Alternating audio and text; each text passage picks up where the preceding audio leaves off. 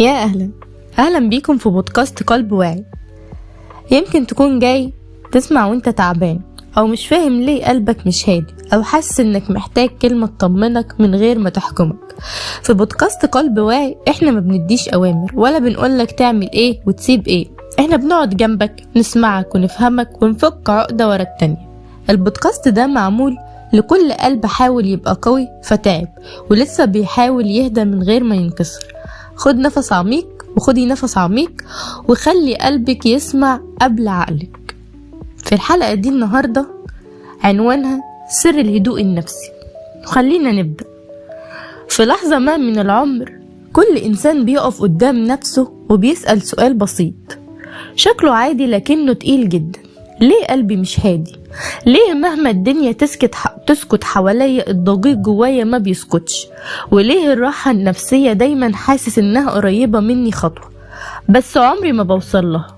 السؤال ده مش ضعف ومش شكوى ومش قلة ايمان، السؤال ده إنساني جدا، لأننا اتخلقنا نحس ونتوجع ونتلخبط ونقع ونقوم ونفضل ندور على حاجة اسمها السلام الداخلي. الهدوء النفسي يا جماعة مش حالة ثابتة بنوصل لها ونقعد فيها العمر كله، هو علاقة بينك وبين نفسك، علاقة بتكبر وتنضج وتضعف وتقوى حسب اللي بنمر بيه. في ناس كتير فاكرة ان السلام النفسي والهدوء النفسي يعني ان مفيش مشاكل خالص وان الحياة ماشية زي الفل ونعمة من غير وجع، وده في الحقيقة تصور ظالم جدا للحياة وظالم لينا احنا شخصيا. الحقيقة ان الهدوء النفسي هو انك تبقى جوه العاصفة بس العاصفة ما تكسركش، واحنا تربينا على اننا نهتم بكل حاجة الا نفسنا، نرضي الكل، نلحق كل حاجة ونثبت نفسنا طول الوقت، نتحمل اكتر من طاقتنا ونكتم وجعنا علشان احنا أقوياء. بس محدش قالنا ان القوة الحقيقية ان احيانا بتبقى في الاعتراف ان احنا تعبانين. محدش علمنا ازاي نسمع نفسنا قبل ما نسمع صوت الناس، ومع الوقت بقينا غرباء جدا عن نفسنا وبقينا نطلب الهدوء النفسي ده من بره، زي مثلا من شخص او من مكان او من نجاح او علاقة، ولما الحاجة دي يروح معاها الهدوء بكل سهولة. سر الهدوء النفسي مش في انك تتحكم في الدنيا، لان الدنيا عمرها ما هتتحكم. السر في انك تتصالح مع فكرة ان الحياة ناقصة وانك مش مطالب تبقى كامل ولا قوي طول الوقت ولا فاهم كل حاجة.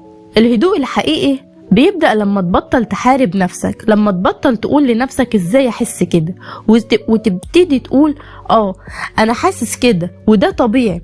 اول خطوة يا جماعة للهدوء النفسي هي الصدق مع نفسك قبل اي حد، وانك تعترف بمشاعرك من غير ما تحكمها. الغضب مش عيب والحزن مش ضعف، الخوف مش فشل، والمشاعر عبارة عن رسائل ليك، ولما بنتجاهلها بتعلي صوتها علينا ولما بنسمعها بتهدى. الهدوء مش انك تطفي احساسك، الهدوء بجد انك تفهمه. وفي لحظات كتير احنا مش محتاجين حلول قد ما احنا محتاجين احتواء، محتاجين نقول لنفسنا انا شايفك وحاسس بيك ومش هسيبك لوحدك. الطفل اللي جوانا ده لسه موجود، لسه محتاج الامان، لسه محتاج حد يقوله ان اللي حاسس بيه مفهوم. ولما تكبر وتبقى انت الشخص ده لنفسك ساعتها بتبتدي تهدى بجد. الهدوء النفسي كمان مرتبط بالقبول، قبول انك مش كل الناس هتفهمك ومش كل العلاقات هتكمل ومش كل الاحلام هتيجي في وقتها. القبول مش استسلام، القبول انك تبطل تضيع طاقتك في مقارنة اللي حصل فعلا. الطاقة دي أولى إنك تستخدمها في شفاء نفسك مش في جلدها. ومن أكتر الحاجات اللي بتسرق مننا الهدوء المقارنات، إنك تبص على حياة غيرك وتحس إنك متأخر أو أقل أو ناقص. بس الحقيقة اللي محدش بيقولها إن كل واحد شايل وجعه بطريقته، اللي يبان من بره مش هو الحقيقة الكاملة. الهدوء بيجي لما تركز في رحلتك انت، مش في سباق وهمي مع حد تاني. الهدوء النفسي محتاج شجاعة انك تحط حدود وتقول لأ من غير شعور بالذنب، تبعد عن اللي بيستنفذك حتى لو كنت بتحبه، تحمي طاقتك لانك مسؤول عنها. مش كل معركة تستاهل تدخل ومش كل حد يستاهل تشرح له نفسك. احيانا السلام بيبقى في الانسحاب وفي وسط الزحمة والسرعة احنا نسينا قيمة البطء، نسينا نقعد مع نفسنا من غير موبايل، من غير ضوضاء، من غير هروب. الهدوء النفسي محتاج مساحات صمت، محتاج لحظات تبص فيها للسقف، تمشي من غير هدف، تتنفس بعمق وتحس انك موجود. اللحظات دي مش فراغ، دي إعادة شحن. كمان الهدوء النفسي له علاقة كبيرة جدا بالغفران، مش عشان اللي أذاك يستاهل، لكن عشان انت تستاهل ترتاح. الغضب المكبوت ده عبء تقيل جدا على القلب. لما بتسامح انت مش بتبرر، انت بتحرر نفسك من سجن المشاعر اللي بيأذيك. الغفران رحلة مش قرار سريع، بس كل خطوة فيها بتقربك للسلام. وأحيانا سر الهدوء النفسي إنك تسمح لنفسك تطلب مساعدة، إنك ما تشيلش كل حاجة لوحدك، إنك تفضفض وتتكلم وتقول أنا مش تمام دلوقتي. الكلام بيفك العقد، والفضفضة مش ضعف، دي شجاعة. الإنسان متخلقش عشان يعيش لوحده، والوجع لما بيتشارك بيخف، ولما بيتكتم بيكبر. الهدوء النفسي كمان مرتبط بعلاقتك بجسمك. احنا ساعات بننسى إن النفس ساكنة إن النفس ساكنه في الجسد، وإن التعب النفسي له أثر جسدي، والعكس صحيح. زي نومك وأكلك وشربك للمية، حركتك دي مش تفاصيل صغيرة، دي أساس. لما تبدأ تهتم بجسمك بحب مش بعقاب، جسمك هيبدأ يردلك الجميل، ونفسك هتحس بالأمان. وفي نقطة دقيقة جدا بس هي فرقة قوي. الهدوء النفسي مش معناه انك ما تبقاش بتتأثر، بالعكس.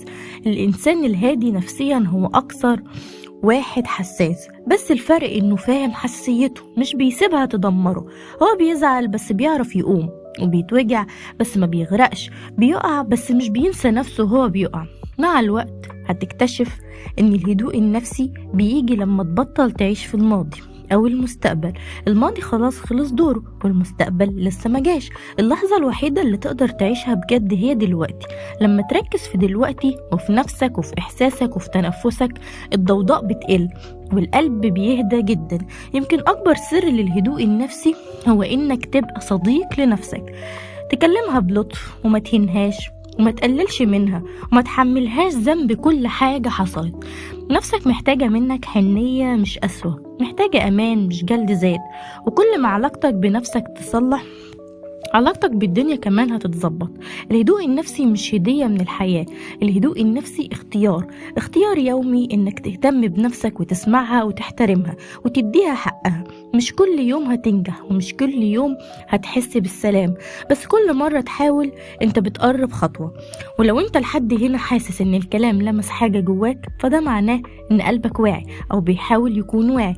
وهنا قناة قلب واعي اتعملت عشان اللحظات دي بالظبط، عشان نهدى سوا ونفهم نفسنا سوا، ونتعلم نعيش من غير ما نكسر نفسنا.